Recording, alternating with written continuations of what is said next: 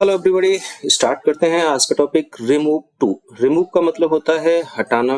To adverb है, इसे हटाएंगे हम और कुछ इस तरह से हटाएंगे कि टू हट जाए लेकिन जो सेंटेंस का मीनिंग है, अर्थ है, वो चेंज नहीं होना चाहिए। मीनिंग वही रहना चाहिए जो पहले था। चलिए तो पहले टू के बारे में थोड़ा सा जान लेते हैं। देखिए, जिस सेंटेंस में टू आता है मोस्टली उसमें टू भी आता है, TOO और टू। और जहां जो ब्लैंक है, डैश है, यहाँ कोई ना कोई एडजेक्टिव या एडवर्ब दोनों में से कोई एक आएगा। ठीक है। अब जिस सेंटेंस में TOO और टू आएंगे उस पूरे सेंटेंस को जब आप पढ़ेंगे तो आपको कहीं भी नोट दिखाई नहीं देगा, लेकिन जब उसका हम हिंदी में अर्थ करेंगे तो नहीं शब्द आएगा हिंदी में अर्थ करते समय। और उस सेंटेंस में जिसमें TOO और टू आएंगे, उस सेंटेंस को आप पढ़ेंगे तो उसमें आपको कैन, कुड, मे, माइट ऐसा कुछ नहीं मिलेगा, लेकिन हिंदी अर्थ करते हैं तो उसमें जो है सकता आता है। तो हम ये कहेंगे कि जहां TOO और टू लगा हुआ है, नहीं और सकता उसकी हिंदी में इंक्लूड है, शामिल है। ओके, देखिए कुछ sentence. He is too weak to work hard. अब देखो यहाँ कहीं नोट दिखाई दे रहा है आपको? नहीं। और ये आ गया टू और टू, बीच में एडजेक्टिव या एडवर्ब आता है। अब जब इस सेंटेंस का हम हिंदी में अर्थ करेंगे तो होगा वह है इतना कमजोर कि हार्ड वर्क नहीं कर सकता। और यहां से है या था वो यहां से आएगा, तो क्या वह इतना कमजोर है कि हार्ड वर्क नहीं कर सकता है। तो नहीं कर सकता है। तो इसमें देखो नोट नहीं है कहीं, लेकिन हिंदी में नहीं आया। इसमें कैन, कोड, मे, माइट ऐसा कुछ भी नहीं है जो रिप्रेजेंट करे सकता, लेकिन है यहाँ पे सकता। तो जहां TOO और टू आएगा उसकी जब हम हिंदी करेंगे तो नहीं और सकता अपनी तरफ से लगा देंगे, क्योंकि वो उसमें इंक्लूड है। चलिए अब शुरुआत करते हैं रिमूव टू की। रिमूव टू जो आता है वो कई फॉर्मेट्स में आता है, कई रूपों में आता है। जो सबसे पहला और बेसिक रूप होता है उसका वो होता है कि टू आएगा, टू के साथ कोई ना कोई एडजेक्टिव या एडवर्ब आएगा, उसके बाद फिर टू आएगा और उसके बाद फिर वर्ब आएगा। पीछे और आगे कुछ भी हो लेकिन बीच में यही होगा। जैसे कि Ram is too weak to run fast. हम मैच करेंगे टू से। टू टू, इससे पहले कोई कुछ भी आ जाओ हमें कोई फर्क नहीं पड़ता। टू टू है, एडजेक्टिव या एडवर्ब, एडजेक्टिव है, उसके बाद फिर टू आना चाहिए, आया है, उसके बाद वर्ब आनी चाहिए, आई है, रन, और पीछे कुछ भी आओ कोई फर्क नहीं पड़ता। तो टू से लेके और रन तक ये देखो यही फॉर्मेट है ना हमारा। टू, एडजेक्टिव, एडवर्ब, टू और वर्ब, ये बेसिक फॉर्मेट होता है हमारा। अब हमें इसे चेंज करना है। कैसे चेंज करेंगे? बहुत सिंपल है। हमारी जो चेंजिंग की शुरुआत होगी वो होगी टू से। टू से पहले जो कुछ भी आएगा हम उसे एज इट इज रख देंगे, जैसा है वैसा ही। राम का राम, इज का इज। टू टू को जो हम चेंज कर देते हैं सो में, टू को चेंज करेंगे सो में। टू के बाद जो भी एडजेक्टिव या एडवर्ब आएगा उसे हम एज इट इज लिख देंगे, वीक का वीक। एडजेक्टिव या एडवर्ब के तुरंत बाद दैट लगाते हैं। दैट के बाद इस सेंटेंस के सब्जेक्ट के अकॉर्डिंग यहाँ सब्जेक्ट लगाएंगे। यहाँ है राम, तो देखो यहाँ नाउन आएगा भले ही, लेकिन यहाँ हम प्रोनाउन ही यूज करेंगे। तो राम है तो राम का प्रोनाउन हो जाएगा ही। अगर सीता होती तो सी। और भले ही यहाँ नाउन आए आप प्रोनाउन ही यूज करेंगे। अब सब्जेक्ट लगाने के बाद या तो हम लगाते हैं कैन नॉट या लगाते हैं कुड नॉट। कैन नॉट लगाते हैं प्रेजेंट टेंस है, और पास्ट है तो कुड नॉट। वो हम यहां से पता करेंगे। इज यानी कि टेंस हमारा प्रेजेंट है, और प्रेजेंट है तो हम लगाएंगे कैन नॉट। और जैसे ही कैन नॉट लगाएं इस टू को आप हटा देंगे और जो बचेगा उसे एज इट इज लिख देंगे, जैसा है वैसा लिख दीजिए। रन फास्ट हो गया। Ram is so weak that he cannot run fast. Okay, अब देखिए मीनिंग तो चेंज नहीं हुआ कहीं। तो इसका अर्थ करेंगे, इसीलिए मैंने पहले इसका अर्थ करना सिखा दिया था आपको। राम है इतना कमजोर कि तेज दौड़ नहीं सकता है। अब यहाँ राम है इतना कमजोर कि वह तेज दौड़ नहीं सकता है। कोई मीनिंग में चेंजेस नहीं, यानी कि सही है हमारा ट्रांसफॉर्मेशन रिमूव टू। टू भी हट गया और मीनिंग में कोई चेंजेस भी नहीं आया। और देखें example, Geeta was too lazy to win the race. चलिए साहब चेंज करना शुरू करेंगे तो चेंजेस हमारा टू से शुरू होता है। टू से पहले जो कुछ भी आएगा एज इट इज, गीता का गीता और वॉज का वॉज। टू को किस में चेंज करते हैं, सो में, सो लगा दिए। सो के बाद एडजेक्टिव या एडवर्ब जो भी होगा उसे यहाँ लगा दीजिए। लेजी है तो लेजी लग जाएगा। उसके तुरंत बाद लगाते हैं हम दैट। दैट के बाद यहाँ से सब्जेक्ट लेते हैं। यहाँ है गीता तो यहाँ नाउन आया है, हम यहाँ प्रोनाउन लेंगे। तो गीता के लिए प्रोनाउन लगेगा हमारा शी, लड़की है। अब सब्जेक्ट के बाद कैन नॉट या कुड नॉट, तो वो टेंस देख लीजिए, वॉज आया है यानी कि पास्ट, और पास्ट है तो यहाँ आएगा कुड नॉट। और जैसे ही कुड नॉट लगाओ इस टू को हटाओ और जो कुछ भी बचा कुछ आए एज इट इज लिख दो, जैसा है वैसा लिख दो, विन द रेस। तो हो गया Geeta was so lazy that she could not win the race. Meaning भी करके अगर देखना चाहो तो वो भी देख लो। गीता थी इतनी लेजी कि रेस जीत नहीं सकती थी।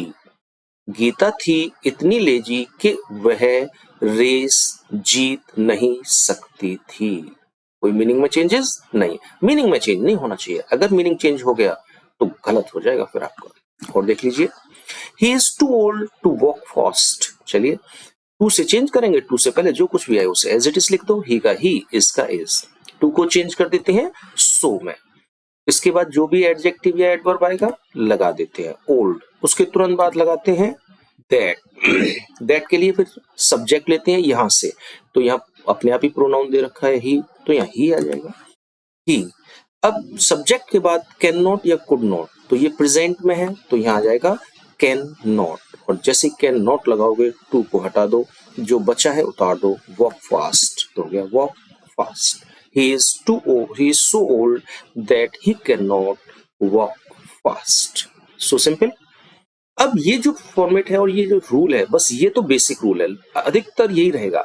अब जैसे जैसे थोड़ा थोड़ा फॉर्मेट चेंज होता जाएगा तो इस रूल में थोड़े थोड़े चेंजेस होते चले जाएंगे। ओके, देखिए दूसरा, टू आएगा, टू के बाद एडजेक्टिव या एडवर्ब आएगा, फिर उसके बाद नॉट आएगा, फिर टू आएगा और फिर वर्ब। अब थोड़ा सा चेंजेस आ गया कि टू से पहले नॉट आया है। ओके, तो देखो सेंटेंस देख लेते हैं। You are too tall not to touch the roof. तो मैच करें, टू टू, एडजेक्टिव या एडवर्ब, एडजेक्टिव आया है, फिर नॉट आया है, फिर टू आया है, फिर वर्ब आया है। आगे कुछ आओ पीछे कुछ आओ हमें कोई फर्क नहीं पड़ता। तो यहाँ टू से लेके और यहाँ तक ये हमारा इसी फॉर्मेट में है। तो भाई याद रखना कि जब भी रिमूव टू करो तो एक बार फॉर्मेट चेक कर लेना किस फॉर्मेट में है। 5 फॉर्मेट आते हैं टोटल यहाँ पर। ओके, ये दूसरा फॉर्मेट है आपका। अब बनेगा कैसे, तो बेसिक तो वही रहेगा जैसे पहले था। हम चेंजेस टू से करेंगे, टू से पहले जो कुछ भी आएगा हम उसे एज इट इज लिख देंगे। टू को चेंज करते हैं सो में, कर दीजिए। फिर एडजेक्टिव या एडवर्ब जो भी होगा हम उसे लिख देंगे, और एडजेक्टिव या एडवर्ब के तुरंत बाद लगा देते हैं दैट। फिर यहां से सब्जेक्ट लेते हैं, यू प्रोनाउन है तो हमें प्रोनाउन ही चाहिए यू। यहां सब्जेक्ट आने के बाद में या तो कैन नॉट लगाते हैं या कुड नॉट, तो वो इस टेंस पे डिपेंड करता है। आर यानी कि प्रेजेंट में हम कैन नॉट लगाते हैं। और लेकिन अब चूंकि नॉट यहां आया है इसलिए हम यहां नॉट का यूज नहीं करेंगे। भाई नॉट यहां आया ना, टू से पहले नॉट, तो यहां नॉट का यूज नहीं होगा, केवल कैन आएगा या कुड आएगा। फिर इस टू को हटा दो और जो बचा है उसे एज इट इज लिख दीजिए, टच द रूफ। अब देखो हुआ क्या, क्यों हमने नॉट नहीं लगाया। तो अगर आप इस सेंटेंस की हिंदी करें लेकिन नॉट हटा लीजिए, ये मानिए कि नॉट नहीं है, तो अर्थ क्या हो जाएगा, तुम हो इतने लंबे कि छत को छू, अब नॉट नहीं है इसमें, है ना, छत को छू नहीं इसमें इंक्लूड है, और सकते हो, तुम इतने लंबे हो कि तुम छत को छू नहीं सकते हो। अब नॉट को भी पढ़ लीजिए कि तुम हो इतने लंबे कि छत को छू नहीं, और फिर एक और नहीं सकते हो कि छत को छू नहीं सकते हो। 2 नेगेटिव हो गए, और 2 नेगेटिव अगर साइंस के स्टूडेंट हैं तो समझ जाएंगे, जहां भी 2 नेगेटिव होते हैं तो उसका मतलब हो जाता है पॉजिटिव। यानी कि अब जब हम इसका अर्थ करेंगे तो उसमें नॉट का यूज नहीं होगा। इसका मतलब होगा यू आर टू टॉल, तुम इतने लंबे हो कि छत को छू सकते हो। इसका नॉट ये वाला और जो इसमें इंक्लूड था वो दोनों एक दूसरे से मान लो कट हो गए, माइनस माइनस प्लस हो गया। तो अब तुम छत छू सकते हो, तो हम भी यहाँ कर रहे हैं यू आर सो टॉल, तुम इतने लंबे हो कि तुम छत को छू सकते हो। इसलिए टू से पहले अगर नॉट आएगा तो हम कैन के बाद या कुड के बाद नॉट का यूज नहीं करेंगे। ओके, एक एग्जांपल और, team was too strong not to win the game. आ गया टू से पहले नॉट। चलिए साहब क्या बनेगा, टीम का टीम, वॉज का वॉज, टू का हो जाएगा सो, स्ट्रॉन्ग का हो जाएगा स्ट्रॉन्ग, तुरंत लगा देंगे दैट, फिर सब्जेक्ट लेंगे तो टीम के लिए हमें प्रोनाउन क्या लेना है, इट। ओके, अब कैन नॉट या कुड नॉट, लेकिन टू से पहले नॉट आया है तो नॉट तो लगेगा नहीं, सिर्फ कैन या कुड लगेगा। वो यहाँ देख लीजिए वॉज है तो यहाँ क्या हो जाएगा कुड, फिर बस वही टू को हटा दो और उतार दीजिए win the game. Team was so strong that it could win the game. Okay, तो नॉट आएगा तो हम यहाँ कैन या कुड के बाद नॉट का यूज नहीं करेंगे। एक बात और दिमाग में डालिएगा, हम जैसे कहते हैं कि टू आएगा तो नॉट नहीं लगाएंगे, तो भाई हम जो टू की नॉट की बात कर रहे हैं वो इस टू से पहले आने वाले नॉट की बात कर रहे हैं। यहाँ नॉट आता है तो यहाँ नॉट नहीं लगेगा, टू से पहले नॉट आएगा तो यहाँ नॉट नहीं लगेगा। अगर यहाँ नॉट आ जाता है तो उससे इस पे कोई फर्क नहीं पड़ेगा। यहाँ हेल्पिंग वर्ब के बाद नॉट आता है तो फिर कहोगे साहब, मान लो यहाँ नहीं आया, केवल यहाँ आ गया वॉज नॉट, और तुम कहोगे साहब नॉट आ गया, तो इसकी नॉटने की बात नहीं कर रहे हम, यहाँ जो नॉट होगा उसकी नहीं भाई साहब, आए या ना आए, लेकिन टू से पहले नॉट आएगा तो नहीं लगेगा, और टू से पहले नॉट नहीं आएगा तो यहाँ नॉट लगेगा। इस नियम का यहाँ जो टू नॉट आएगा उससे कोई फर्क नहीं पड़ने का। ओके, और देखिए the king was too kind not to forgive him. चलिए साहब, the king was as it is, too का हो गया सो, काइंड का काइंड, तुरंत लगा देंगे दैट के बाद सब्जेक्ट ले लेंगे यहां से द किंग यानी कि ही। अब कैन नॉट या कुड नॉट, तो नॉट तो लगेगा नहीं क्योंकि टू से पहले नॉट आया है, और यहाँ पास्ट का है तो केवल रह जाएगा कुड, और उसके बाद टू हटा दो, जो बचा उतार दीजिए forgive him. The king was so kind that he could forgive him. ठीक है जी, याद रखेंगे अगर टू से पहले नॉट आता है तो कैन या कुड के बाद नॉट का यूज नहीं होगा। आगे देखिए नंबर 3 फॉर्मेट है टू के बाद एडजेक्टिव या एडवर्ब, फॉर आएगा और फिर ऑब्जेक्ट आएगा, फिर टू आएगा फिर वर्ब आएगा, यानी कि जो बेसिक फॉर्मेट था उसमें दो चीज और बढ़ गई, फॉर और ऑब्जेक्ट, ये दो चीजें और बढ़ गई हमारी। चलिए सेंटेंस देखते हैं। Mountain was too high for me to climb. देखिए जरा इसी फॉर्मेट पे है या नहीं, टू उससे पहले कुछ भी आओ हमें कोई फर्क नहीं पड़ता। एडजेक्टिव या एडवर्ब, एडजेक्टिव, फॉर आया है, ऑब्जेक्ट मी, तो मी ऑब्जेक्ट होता है, फिर टू फिर वर्ब, इसके आगे चाहे कुछ आओ या मत आओ कोई फर्क नहीं। तो यहां से too high for me to climb, ये हमारा इसी फॉर्मेट में है। बस बेसिक तो वैसे रहेगा, थोड़ा सा चेंज हुआ है, थोड़ा सा ही चेंज होगा। माउंटेन वॉज, टू का क्या हो गया सो, उसके बाद हाई का हाई, तुरंत लगाएंगे दैट। अब देखो अब क्या करते थे, दैट के बाद हम सब्जेक्ट लेते थे यहां से, लेकिन अगर हमारे फॉर्मेट है फॉर प्लस ऑब्जेक्ट, तो दैट के बाद यहां से सब्जेक्ट नहीं आएगा, फॉर को हम हटा देंगे और इस ऑब्जेक्ट को चेंज कर देंगे सब्जेक्ट में। तो मी का जब हम सब्जेक्ट बनाएंगे तो वो हो जाएगा आई, तो वो यहां लग जाएगा आई। तो फॉर प्लस ऑब्जेक्ट होगा तो सब्जेक्ट यहां से नहीं लिया जाएगा, फॉर को हटा दिया जाएगा और इस ऑब्जेक्ट का जो भी है उसका सब्जेक्ट यहां बना दिया जाएगा। यहाँ मी था मैंने आई बना दिया, हिम होगा तो यहाँ ही बना देंगे, हर होगा तो सी। ओके, उसके बाद फिर वही कैन या कुड नॉट, यहाँ वॉज तो क्या हो जाएगा कुड नॉट, उसके बाद टू हटा दीजिए और जो बचा है एज इट इज लिख दीजिए climb. Mountain was so high that I could not climb. Okay, चलिए और देखते हैं। Chapter was too hard for us to understand. चलिए साहब, द चैप्टर इज टू का होगा सो, हार्ड का हो गया हार्ड, तुरंत लगा देंगे दैट। अब जो यहाँ सब्जेक्ट आएगा, क्योंकि फॉर प्लस ऑब्जेक्ट आया है तो यहाँ से नहीं आएगा, बस फॉर हटा दीजिए, इस ऑब्जेक्ट को सब्जेक्ट में चेंज कर दीजिए, तो अस का क्या हो जाएगा वी। अब यहाँ कैन नॉट या कुड नॉट, तो यहाँ इज है तो प्रेजेंट का है तो कैन नॉट, उसके बाद टू हटाइए, उतार दीजिए अंडरस्टैंड। और देख लीजिए, the sun was too hot for the child to go out. चलिए, द सन वॉज का द सन वॉज टू का हो जाएगा सो, उसके बाद जो भी एडजेक्टिव या एडवर्ब है हॉट, उसके बाद तुरंत लगा देंगे दैट। अब देखो फॉर प्लस ऑब्जेक्ट, चाइल्ड या ऑब्जेक्ट है तो फिर फॉर हट जाएगा, इस चाइल्ड को हम सब्जेक्ट बनाएंगे तो द चाइल्ड का द चाइल्ड ही सब्जेक्ट रहेगा। फिर कैन नॉट या कुड नॉट, तो ये वॉज है तो क्या हो जाएगा कुड नॉट। फिर टू को हटा दो और बाकी जो बचा उतार दो, go out. Sun was so hot that the child could not go out. धूप इतनी तेज है, धूप ही कहेंगे सन को, यहाँ धूप इतनी तेज है कि बच्चा बाहर नहीं जा सकता। ओके, चलिए एक और फॉर्मेट को देख लेते हैं।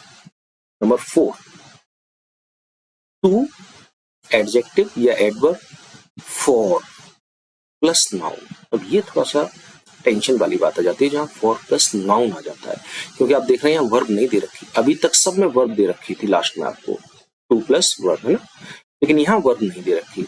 अब हमें टेंशन क्यों है यहाँ, क्योंकि ये वर्ब हमें खुद ब खुद तलाश करनी है, अपनी तरफ से ढूंढ के लगानी है, ठीक है ना। वैसे कोई ज्यादा कठिन भी नहीं है, देख लेते हैं चलो।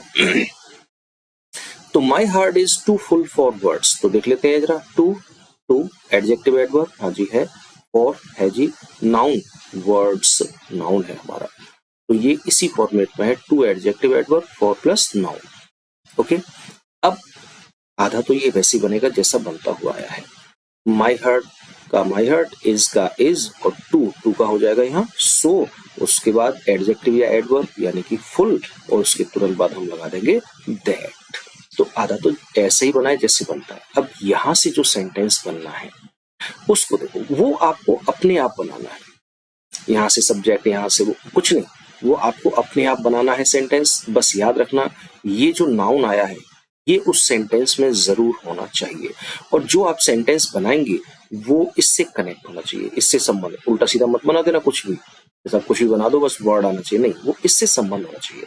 तो एक बार पढ़ के देखो, माई हार्ट इज सो फुल, मेरा हृदय इतना भरा हुआ है, इतना दुख से भर गया है वो, दैट के, अब क्या बन सकता है, देखो कई बन सकते हैं, मेरा हृदय इतना भरा हुआ है कि मैं एक भी शब्द ना बोल सका, कि मेरे मुंह से शब्द ना निकले, कि मैं उसे शब्दों में बयां नहीं कर सकता। तो 3 सेंटेंस बन गए, आप कुछ भी बना लीजिए, तीनों ही सही है यहाँ पर, और अगर चौथा आपके दिमाग में आ रहा है तो वो भी ले लीजिए, 5 में आ रहा है तो वो भी ले लीजिए, सेंटेंस सारे सही हैं, बस वो सेंटेंस जो आपने यहाँ बनाया है वो इस सेंटेंस से रिलेट करना चाहिए, और ये वर्ड उसमें आ जाना चाहिए जो पीछे नाउन दे रखा है। मैंने यहाँ क्या बनाया है, मैंने सब्जेक्ट ले लिया है अपना आई, मैं, आई can not speak any word, कि मैं एक भी शब्द न बोल सका, मेरा हृदय इतना भरा हुआ है कि मैं एक भी शब्द न बोल सका।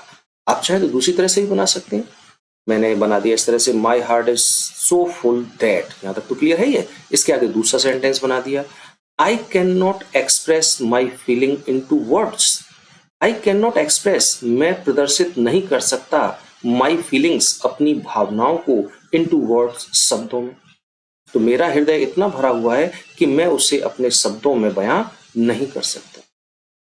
तो कैसे भी बनाओ वो आपके ऊपर डिपेंड करता है कि दैट के बाद जो सेंटेंस बनेगा वो आप खुद बनाइए, वर्ब अपने आप ढूंढ के लाइएगा, यहाँ मैं स्पीक लगाया, यहाँ मैंने एक्सप्रेस लगाया, वर्ब आपको अपने आप ढूंढनी पड़ेगी। बस याद रखिए जो सेंटेंस आप बना रहे हैं उसमें ये नाउन जरूर होना चाहिए, किसी भी फॉर्मेट में हो, लेकिन होना चाहिए। ओके, चलिए एक और देख लेते हैं, I am too eager for result, तो टू एडजेक्टिव एडवर्ब, फॉर और नाउन रिजल्ट। चलिए आधा तो ऐसे बनेगा, आई का आई, एम का एम, टू का हो गया सो, ईगर दैट। अब ये अपने आप बनाना पड़ेगा, और ध्यान रखना उस सेंटेंस में रिजल्ट आना चाहिए। मैं इतना ज्यादा उत्सुक हूं, ईगर माने उत्सुक, जिज्ञासु, मैं इतना ज्यादा उत्सुक हूं कि, अब सेंटेंस बनाओ और उसमें रिजल्ट लेके आओ, कि मैं अपने रिजल्ट का और इंतजार नहीं कर सकता, है ना, कि I can not wait for my result. तो मैं इतना ज्यादा उत्सुक हूं कि अपने रिजल्ट का और ज्यादा इंतजार नहीं कर सकता। अब मेरे अंदर उतावलापन है कि जल्दी से रिजल्ट आ जाए। आप कुछ और भी बना सकते हैं यहाँ पे, बस याद रखना ये रिजल्ट जरूर आना चाहिए, और जो सेंटेंस आप बनाए वो इससे रिलेट करना चाहिए, उल्टा सीधा नहीं होना चाहिए कुछ भी बना दिया। ओके, चलिए, ये 5वां फॉर्मेट है जो लास्ट है हमारा, टू, एडजेक्टिव या एडवर्ब। अब टू और एडजेक्टिव एडवर्ब के सिवा कुछ नहीं आएगा पीछे। तो देखिए, he is too furious, furious माने बहुत ज्यादा गुस्से वाला। तो देखो, टू एडजेक्टिव या एडवर्ब, एडजेक्टिव आ गया। इस टाइप के सेंटेंस में थोड़ा सा चेंज होता है। यहां पर ही का ही, इज का इज, यहां हम टू को सो में चेंज नहीं करेंगे, बाकी समय तो सो में चेंज होगा, लेकिन टू प्लस एडजेक्टिव या एडवर्ब वाला फॉर्मेट आएगा तो यहां टू को हम एक्सट्रीमली लगाते हैं, एक्सट्रीमली और फ्यूरियस। हाँ, अगर आप चाहें तो एक्सट्रीमली की जगह पर आप ओवर लगा सकते हैं, ही इज ओवर फ्यूरियस। हाँ, अगर आप चाहें तो एक्सेसिवली लगा सकते हैं, ही इज एक्सेसिवली फ्यूरियस। तीनों में से कुछ भी लगा लीजिए, सेंटेंस आपका बिल्कुल ही सही बनेगा। ओके, हाँ, सबसे अच्छा एक्सट्रीमली लगता है तो मैंने सबसे पहले लगाया है। अगर स्पेलिंग याद करने में परेशानी हो तो ओवर याद कर लो, ठीक है ना, वो तो याद होगी ऑलरेडी, लेकिन अच्छा बनाना है तो एक्सट्रीमली ही लगाना। अच्छा, इन तीनों में से कोई भी आप यूज कर सकते हैं। एक तरीका और भी है, और वो है कि इस सेंटेंस में से टू हटाओ और सेंटेंस को पूरा लिख लो पहले कि ही इज फ्यूरियस, है ना, मैंने लिख लिया ही इज फ्यूरियस। पीछे से जोड़ दो beyond the proper limit, beyond the proper limit, उचित सीमा के पार, एक सही सीमा से बहुत ज्यादा फ्यूरियस है वो, तो बात वही आ जाती है, बहुत ज्यादा फ्यूरियस है। ओके, तो टू प्लस एडजेक्टिव या एडवर्ब में टू को हम एक्सट्रीमली, ओवर या एक्सेसिवली में चेंज करते हैं, या टू को हटा के पूरा सेंटेंस उतार लेते हैं, ही इज फ्यूरियस, और पीछे से जोड़ देते हैं बियॉन्ड द प्रॉपर लिमिट। आप जैसे चाहें वैसे चेंज कर सकते हैं। एक और देख लेते हैं, राधा इज टू लेजी, बहुत ज्यादा आलसी है। तो देखो, इसमें टू को हम चेंज कर सकते हैं एक्सट्रीमली, ओवर या एक्सेसिवली, सो नहीं लगाना बस। तो हो गया राधा इज एक्सट्रीमली या ओवर या एक्सेसिवली लेजी, तीनों में से कुछ भी लगा दो, एक्सट्रीमली लगा दो, ओवर लगा दो, एक्सेस लगाना एक ही, ठीक है। या ऐसा करो, टू को हटा दो, तो राधा इज लेजी और पीछे से जोड़ दो beyond the proper limit, Radha is lazy beyond the proper limit. तो आप जैसे चाहे वैसे कर सकते हैं। ओके, तो ये हमारे फॉर्मेट यहाँ कंप्लीट हो जाते हैं, पांचों के पांचों। अब आगे चलते हैं, कुछ एक्स्ट्रा, कुछ एडवांस लेवल में सीखेंगे कि कैसे चेंज होंगे, क्या होंगे। ये 5 फॉर्मेट आप रट लीजिएगा अच्छी तरह से, आगे एडवांस लेवल में कैसे आएंगे वो देख लीजिएगा। He is too proud to beg. अब तक हम लोग आप लोगों को बताया था कि दैट लगाएंगे, दैट के बाद सब्जेक्ट लेंगे और सब्जेक्ट को के बाद कैन नॉट या कुड नॉट लगाते, लेकिन जरूरी नहीं कि सिर्फ कैन नॉट या कुड नॉट ही आएगा। ओके, कैन नॉट या कुड नॉट ही आएगा ऐसा कुछ जरूरी नहीं है, कोई भी हेल्पिंग वर्ब ऑक्सिलरी आ सकती है। जैसे यहां देखते हैं तो ये हो जाएगा ही का ही, इसका इज, टू का हो गया सो, प्राउड दैट। अब दैट के बाद सब्जेक्ट ले लेंगे तो सब्जेक्ट हो जाएगा ही। अब यहां देखिएगा, वह इतना घमंडी है कि, बैग माने क्षमा मांगना, तो मैं क्या कहूंगा कि वह इतना घमंडी है कि वह क्षमा नहीं मांग सकता है, तो कहना आएगा कि वह क्षमा नहीं मांगेगा, तो ये फ्यूचर का हो गया, कि वह क्षमा नहीं मांगता है तो ये प्रेजेंट का हो गया। अब 3 टेंस बन गए मेरे पास, वह इतना घमंडी है कि वह क्षमा नहीं मांग सकता है, वह इतना घमंडी है कि वह क्षमा नहीं मांगेगा, वह इतना घमंडी है कि वह क्षमा नहीं मांगता है। अब तीनों सेंटेंस यहाँ सही है, लेकिन मुझे लगा कि कौन सा, मुझे लगा फ्यूचर ज्यादा अच्छा लग रहा है कि वह इतना घमंडी है कि क्षमा नहीं मांगेगा, तो मैंने लिख दिया विल नॉट, और उसके बाद टू हटाओ, जो बचा है उसे एज इट इज उतार दो। He is so proud that he will not bag. Okay, तो यहाँ कैन नॉट या कुड नॉट के स्थान पर हमने विल यूज किया। तो कहने का मतलब यह है कि यहाँ कोई भी मॉडल ऑक्सिलरी या ऑक्सिलरी वर्ब आ सकती है यहाँ। ठीक है, और देखिए she is too proud to help us. चलिए सर, वह इतनी घमंडी है कि हमारी सहायता नहीं कर सकती। वह इतनी घमंडी है कि हमारी सहायता नहीं करेगी, या वह इतनी घमंडी है कि हमारी सहायता नहीं करती है। 3 सेंटेंस बन रहे हैं। तो देखो सी इज सो प्राउड, टू का हो गया सो, प्राउड का प्रूव दैट। अब इसके आगे हमें क्या बनाना है वो खुद देख लो, कि वह इतनी घमंडी है कि वह हमारी सहायता नहीं कर सकती, कि वह हमारी सहायता नहीं करेगी, या वह हमारी सहायता नहीं करती है। 3 टेंस है, और मुझे लग रहा है कि वह हमारी सहायता नहीं करती है। मुझे अच्छा लग रहा है अपनी तरफ से, तो नहीं करती है यानी कि प्रेजेंट हो गया ये, तो हो जाएगा शी, और प्रेजेंट का है इसलिए डज नॉट, फिर टू हटा दो, उतार दीजिए, हेल्प अस। तो कैन या कुड के स्थान पर हम कोई भी दूसरी वर्ब, ऑक्सिलरी वर्ब यूज कर सकते हैं। और देखिए mister Shah is too rich to earn money. Mister Shah इतने धनी हैं कि उन्हें पैसे अर्न करने की जरूरत नहीं है। तो देखो मिस्टर शाह का मिस्टर शाह, इज का इज, टू का हो गया सो, रिच का हो गया रिच, कॉमा वो दैट हो गया यहाँ पे। अब उसके बाद सब्जेक्ट मिस्टर शाह यानी कि यहाँ आ जाएगा ही। अब देखो मिस्टर शाह इतने धनी हैं कि, अब पैसे कमाने की, कि वह पैसे नहीं कमा सकते, तो ये तो सेंटेंस बनेगा नहीं। या आप वो पैसे नहीं कमाएंगे, तो ये भी नहीं बनेगा। कि मिस्टर शाह इतने धनी हैं कि वह पैसे नहीं कमाते हैं, ये हो सकता है थोड़ा सा। लिया फिर ऐसे कहें कि मिस्टर शाह इतने धनी हैं कि वह उन्हें पैसे कमाने की आवश्यकता नहीं है।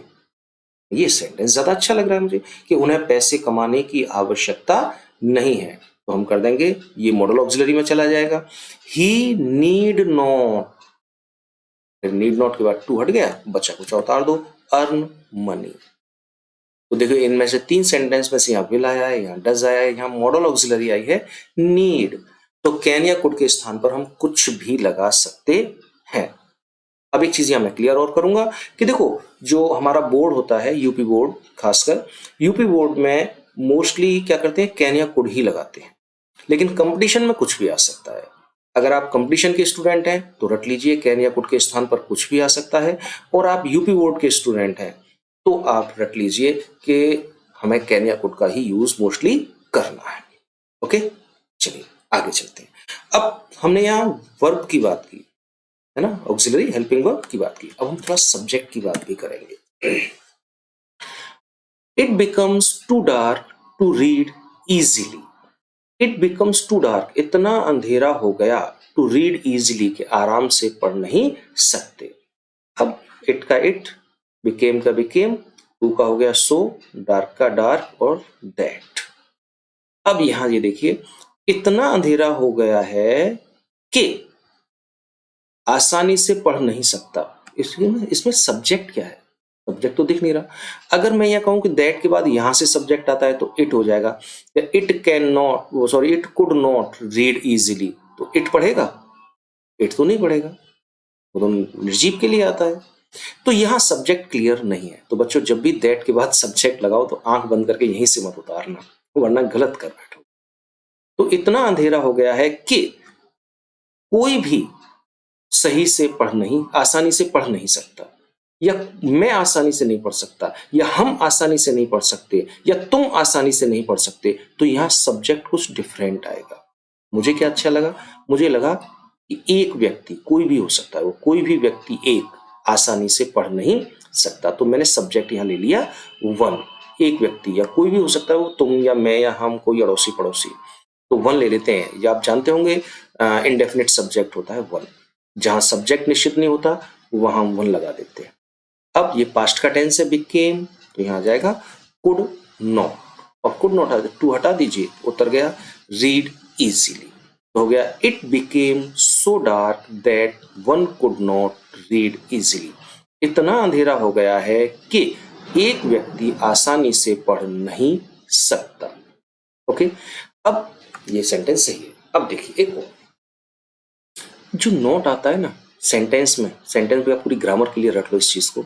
नोट 2 जगह आता है, या तो आता है हेल्पिंग वर्ब के बाद, और यह आता है सब्जेक्ट के साथ। पूरी ग्रामर में नॉट आपको दो ही जगह मिलेगा, या तो हेल्पिंग वर्ब के बाद जैसे यहाँ आया कुड नॉट, या सब्जेक्ट के साथ मिलता है। सब्जेक्ट के साथ क्या होता है, उसमें नो लग जाता है साथ में। अगर मैं यहां से चाहूं तो इस नॉट को यहां से हटा के और यहां नो के रूप में ले आऊं तो नो वन हो जाएगा।